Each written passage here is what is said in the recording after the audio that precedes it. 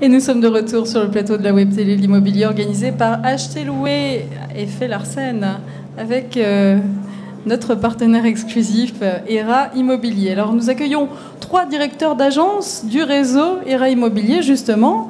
Alors à ma droite Antoine Gana, bonjour. Bonjour. Voilà, donc vous êtes directeur de l'agence ERA Immobilier de Boulogne-Billancourt 92 donc. Tout à fait. Alors 2 agences ERA Immobilier à Boulogne-Billancourt, absolument, pour mailler ce territoire qui est grand et très peuplé. D'accord, très bien. Alors je vais vous demander d'avoir la gentillesse de passer le micro à votre voisine, donc Laurence Lesage, bonjour. Bonjour. Alors vous dirigez ERA Immobilier à Villepreux, dans les Yvelines, 78. Villepreux et Noisy-le-Roi, 2 agences également, Noisy-le-Roi aussi. Dans un secteur aussi très diversifié entre appartements et maisons. D'accord, on va en dire un mot tout à l'heure. Et enfin, Stéphane Sauvage, bonjour. Bonjour. Vous êtes directeur d'agence ERA Immobilier, donc au Plessis, au Binson. Ouais. C'est dans le 92, c'est ça? Bravo. Ouais. Voilà. C'est à 6 km de Paris, hein. C'est pas très loin. Ah, c'est pas loin. Ouais, vous pourriez faire un petit effort. Je pensais que c'était beaucoup plus éloigné. Voilà, c'est ça. Bon, très bien. Alors en fait, déjà, je voudrais faire un rapide tour de table pour que chacun vous parliez un petit peu des spécificités de vos secteurs, un petit peu ce qui s'y passe en ce moment, le marché. Alors Antoine Guenin. Alors à Boulogne-Billancourt, on est sur un secteur parisien. Donc Boulogne-Billancourt, c'est l'équivalent d'un arrondissement de Paris. On a un secteur qui est assez proche du marché du 15e ou du 16e arrondissement. Donc on n'a pas de maison, ou très très peu. Oui, ou alors très très cher. Ou alors très très cher. On a donc beaucoup d'immeubles, en particulier années 60-70, et également pas mal d'anciens. C'est un secteur qui est plutôt cloisonné, avec dans le nord un secteur historiquement plutôt bourgeois qui est assez proche du marché du 16e, et dans le sud un secteur historiquement plus ouvrier. Sachant que ce secteur plus ouvrier est en train de se revaloriser assez fortement. D'accord. Alors, votre voisine, Laurence Lesage, à Villepreux et à Noisy, qu'est-ce qu'on trouve essentiellement? Alors nous, essentiellement, ce sont des maisons individuelles, puisqu'on est proche des golfs, donc région très prisée par les golfeurs, proche de Versailles également, donc un marché de report du 92 et parisien, pour les gens qui veulent de la verdure, donc on est dans un secteur très verdoyant. Voilà, donc très familial et verdoyant. D'accord. Antoine Sauvage, verdoyant vous aussi, non? Très verdoyant, oui. Alors moi, par contre, j'ai à la fois des appartements et à la fois des maisons. Voilà. Et la particularité, c'est qu'on a eu à peu près 4000 logements neufs qui ont été construits sur le Plessis, ce qui a dynamisé le marché de façon exceptionnelle. Voilà. Et notamment, on a plein de programmes en frais de notaire réduits qui ont moins de 5 ans. Donc c'est un peu particulier. Ouais. D'accord, très bien. Alors, une petite question pour tous les 3. Est-ce qu'aujourd'hui, les acquéreurs ont retrouvé le chemin des agences? On a l'impression quand même que ça bouge depuis cet été particulièrement. Antoine Gana. Alors oui, les acquéreurs ont fortement retrouvé le chemin des agences. En tout cas, moi, sur Boulogne-Billancourt, je bénéficie d'un marché je suis sur un marché de report du 15e arrondissement, du 16e. Donc Boulogne-Billancourt est extrêmement attractif. La difficulté, c'est peut-être plus justement qu'on n'a pas toujours tout à leur proposer, exactement. Voilà. Mais je crois que les taux qui sont bas, les niches fiscales aussi qui vont s'arrêter d'ici la fin de l'année incitent fortement les acquéreurs à aller voir les agences. Ouais. Oui, parce que là, effectivement, il faut se dépêcher là, pour notamment. Alors pour la fin des niches fiscales, en tout cas pour ce qui s'arrête fin d'année, il faut se dépêcher. On est encore fin septembre, mais compte tenu du délai avant de passer chez le notaire, il faut aller très très vite là. D'accord. Laurence Lesage, comment ça se passe sur votre marché côté acquéreur, côté vendeur? Parce que nous, un petit peu à l'inverse de Boulogne, puisque Boulogne est proche de Paris, donc on a un peu plus de biens immobiliers. On est redevenu dans un marché acquéreur-vendeur. Si les vendeurs sont raisonnables, on vend rapidement. S'ils ne sont pas raisonnables, on restera dans des ventes qui vont durer entre 3 et 6 mois. Sinon, un marché raisonnable avec des taux raisonnables, donc aucune inquiétude pour le moment. D'accord. Et vous me disiez hors plateau, en tout cas, qu'un produit vendu à son juste prix trouve acquéreur, forcément. Un produit à son juste prix qui a été mis au prix de l'estimation de l'agence, mais moins d'un mois être vendu s'il a été mis dans de bonnes conditions aussi de vente. Voilà. Antoine Sauvage ? Oui, c'est la même chose chez nous. Hein. Ouais. Je le laisse parler. Ah, Stéphane Sauvage, pardon. Ouais, c'est pas grave. Pardon, Ça me va très bien, excusez-moi. Antoine. Alors, qu'en est-il de l'accès au crédit? Comment ça se passe en ce moment? Est-ce que Alors- ça s'est desserré un peu? Dites-moi. Alors, les prix ont pris des proportions très très importantes au Plessis. Oui. Ça, c'est une chose importante. On a beaucoup d'acheteurs intéressés, paradoxalement. Alors, est-ce que c'est la présence des programmes neufs qui attirent un certain nombre de clients acheteurs? Par contre, il est clair qu'on vend en flux tendu. C'est-à-dire, clairement, on rentre un bien, il est vendu dans les 15 jours à peu près. C'est très très rapide. D'accord, mais néanmoins, quand il est proposé au juste prix, parce que j'imagine oui. qu'il y a des vendeurs qui sont très gourmands encore. Oui, alors après, on accepte ou on n'accepte pas de vendre des biens qui ne sont pas au juste prix. Ça, c'est la politique de chaque agence. Chez nous, on évite ce genre de choses parce que ça met en porte-à-faux le vendeur. Et à part le décevoir, on ne va pas bien loin. Donc, on fait le choix chez nous de travailler avec des gens qui acceptent l'estimation qu'on va leur faire. Étant donné qu'elle a été justifiée, et qu'elle a été argumentée. Voilà.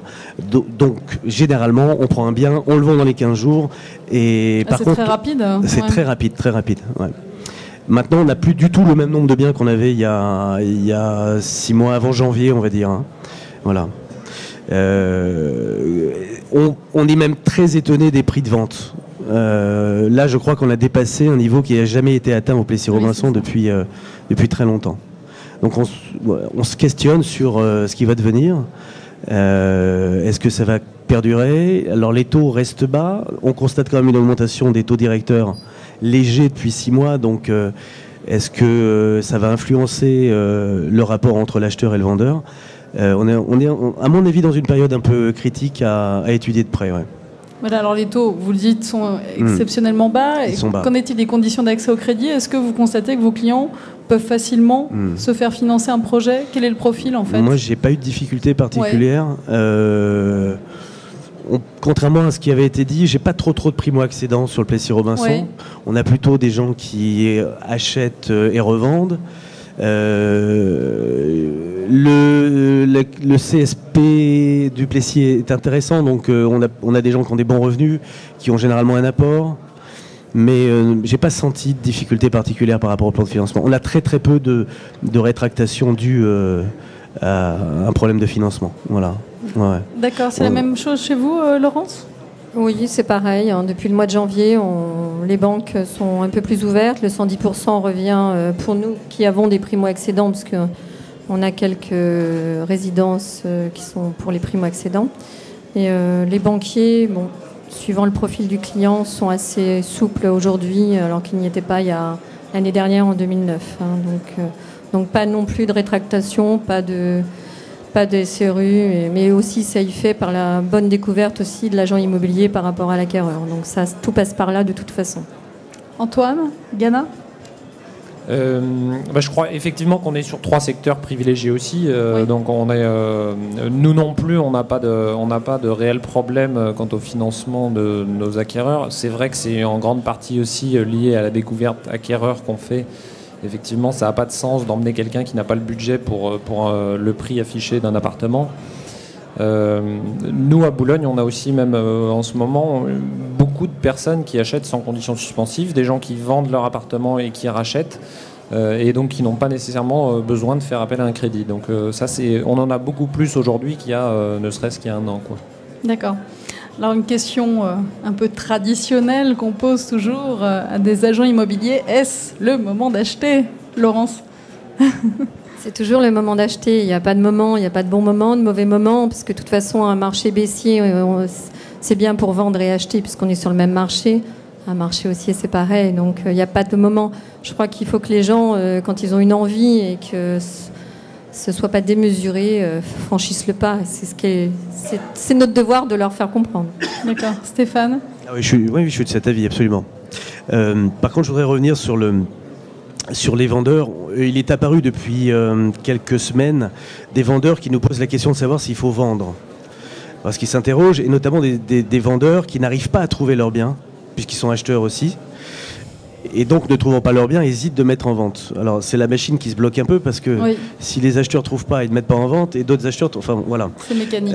Et donc une réflexion est venue de se dire, il est peut-être intéressant aujourd'hui, du fait des prix élevés, de mettre en vente son bien et ensuite d'envisager une recherche d'achat, soit par un temps restreint de mise en location de la fête. Enfin, vous voyez. Alors, encore faut-il pouvoir le faire.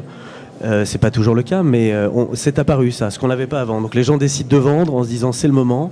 On va ensuite aller en location et on verra un peu ce qu'il advient. Ça nous permettra d'avoir un petit peu plus de temps pour trouver chaussures à notre pied. Vous avez réellement, dans ces cas-là, un rôle de conseil vis-à-vis de votre clientèle Ah bah oui, bien sûr. Ouais. Oui, tout à fait. On les accompagne pleinement dans l'ensemble du projet, et pas seulement l'un ou l'autre des côtés de la vente, quoi. Non, c'est très important. Ouais. Et parfois, on leur dit, non, restez là où vous êtes, ne vendez pas, parce que vous êtes dans une situation qui va vous rendre la vie difficile, ou tout le contraire. Voilà. Alors, c'est toujours difficile de faire un choix pour nos clients. C'est notre rôle d'échanger avec eux, de leur proposer diverses opportunités, et ils font le choix avec nous, bien sûr, mais voilà. Les motivations de la vente, en général, c'est de la nécessité, alors, vous n'avez plus l'acheteur coup de cœur qui dit tiens, si je changeais de maison, ça n'existe plus. C'est vrai. Moi, il y a derrière un vrai besoin. Soit un besoin de déménager, d'agrandir, je ne sais pas, de passer d'un appartement à une maison, mais il y a véritablement un besoin. Parfois, avant, c'était tiens, je vous ai rencontré, pourquoi pas, j'avais envie d'une maison un petit peu plus cossue. Là, on n'a plus ça. C'est plus du tout. On est vraiment dans le besoin raisonné. Alors c'est là où justement la notion de conseil va appuyer, puisque là, on sent bien que les acheteurs et les vendeurs ont besoin de raisonner par rapport à leur projet. On n'est plus du tout dans... alors, ça doit exister, hein, peut-être qu'à Boulogne, il y a des gens qui ont le plaisir, on va lui poser la question, mais... On a compris qu'il avait une clientèle très privilégiée. Voilà, c'est ça. D'accord. Alors Antoine, comment ça se passe chez vous ? Non, mais je suis complètement d'accord. C'est-à-dire aujourd'hui, le client, on le traite d'une manière globale. C'est un projet global de déménagement, et donc on traite à la fois son besoin de chercher, de trouver quelque chose, et son besoin de vendre. Enfin, c'est effectivement dans un besoin global, dans un projet global qu'on le traite. Après, le client ce client dont on parle, non, je l'ai pas très souvent, mais le client qui peut se permettre de vendre sans se préoccuper de ce qu'il achète, aujourd'hui, il n'y en a pas beaucoup. D'accord. Mais en tout cas, Stéphane, Laurence et Antoine, merci beaucoup d'avoir répondu à notre invitation sur le plateau de la Web Télé de l'immobilier, organisé donc par Acheter Louer, avec donc en partenariat le réseau ERA Immobilier. Ça tombe bien. Merci à vous trois. Merci beaucoup. Merci à vous.